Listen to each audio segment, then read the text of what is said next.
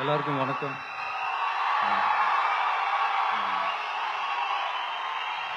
Thank you.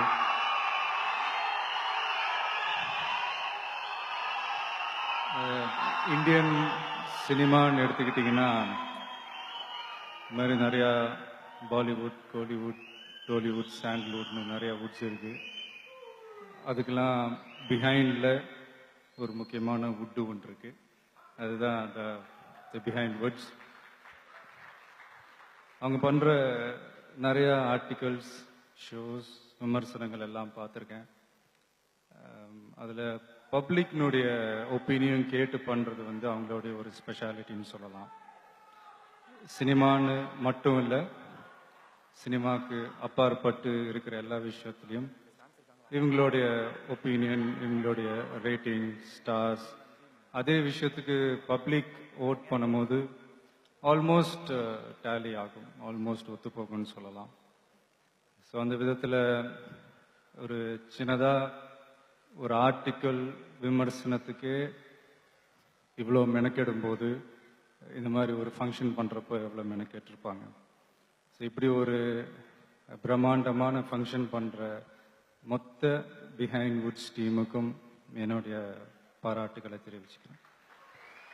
அதாவது ஒரு சின்ன விஷயம், நான் தான் அங்கே உட்காரும் போது யோசிச்சுட்டு இருந்தேன், பேசலாமா வேணாமா இந்த மேடையில்.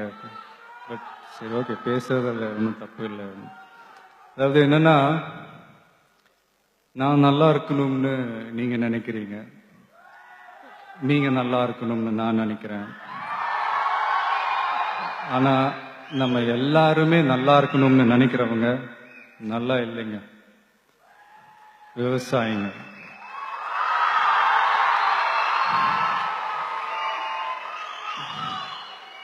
அதாவது இன்னைக்கு அவார்டு வாங்கின அத்தனை பேரும் அவங்கவுங்களோட உழைப்புக்கு கிடைச்ச ஒரு பலன்.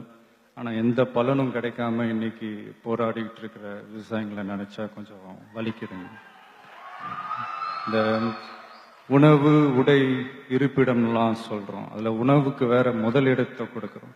ஆனா அதை கொடுக்குற விவசாயிக்கு பசி ஈஸியா தீந்துறதுனால தான் நாமளும் அவங்கள பத்தி அதிகமா நினைக்கிறது இல்லையா நம்ம தெரியல.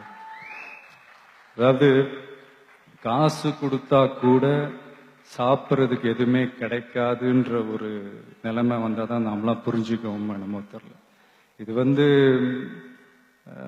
அவசியம்ன்றத விட அவசரமும் கூட. ஏன்னா ஆல்ரெடி நமக்கு ஆரோக்கியம் இல்லாத உணவு தான் கிடைச்சிக்கிட்டு இருக்கு. இப்ப கூட நம்ம முழிச்சுக்கலன்னு வைங்களேன், அடுத்த சந்ததிக்கு இது கூட கிடைக்காது.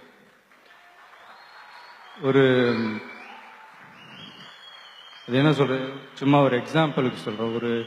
ஒரு கடையினுடைய ஒரு முதலாளி, எனி முதலாளி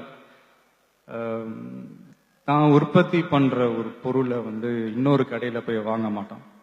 ஃபார் எக்ஸாம்பிள் சொல்ல போனா, ஒரு நகை கடை ஓனர் இன்னொரு நகை கடையில போய் நகை எடுக்க மாட்டார். ஒரு ஜவுளி கடை ஓனர் இன்னொரு ஜவுளி கடையில போய் துணி எடுக்க மாட்டார். ஆனா ஒரு விவசாயி மட்டும்தான் ரேஷன் கடை கியூல நிக்கிறான். அதுவும் எதுக்குன்னா இலவச அரிசி. இது இந்த இந்தியா இந்த வல்லரசு ஆகணும், அதாகணும், இதாகணும்ன்றதெல்லாம் கூட அப்புறங்க. முதல்ல விவசாயிங்க நல்லா வாழ்ற அரசா மாறணும். அதான் ஏதோ தோணுச்சு, பேசிட்டேன். ஏதாவது தப்பா ஏதாவது